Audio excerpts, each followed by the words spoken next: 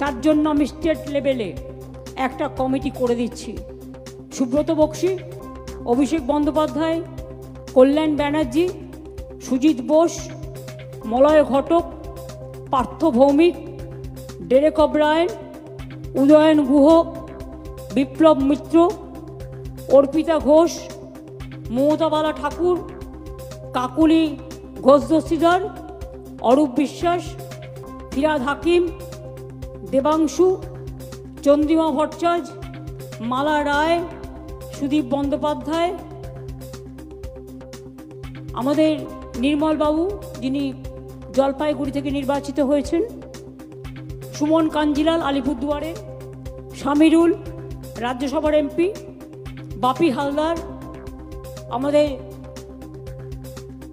MP মথুরাপুরের, Pulak রায়, Jagadish Basunia কুচবিহারের, Mosharraf Hossain ইটাহারের, Ritabrata trade ইউনিয়নের, doctor মানস ভূঁইয়া মিদনাপুরের, বীরবাহ হাসদা ঝাড়গ্রামের, রাজীব ব্যানার্জি, ব্রাত্য বোস, প্রকাশচিক বারিক, স্নেহাশিস চক্রবর্তী, সায়নী, তিনাঙ্কুর, বেচারাম মান্না,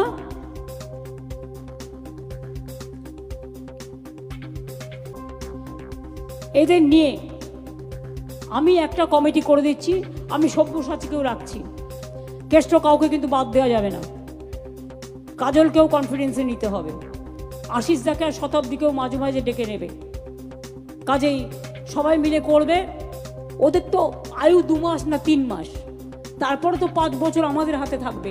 এত ভয় পাওয়ার কি আছে? এত চিন্তা করার কি আছে? আর এত দুর্যোগ আশঙ্কা করারও কোনো কারণ নেই। বাংলায় যদি কেউ টিকে থাকে গ্রাসরুটে, তাহলে এটা তৃণমূল কংগ্রেস, তৃণমূল কংগ্রেস, তৃণমূল কংগ্রেস, আর কেউ নয়।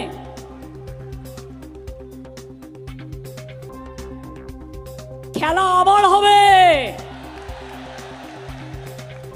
2026-এর খেলাটা আর একটু জোরে মারতে হবে, বল জোরে মারতে হবে।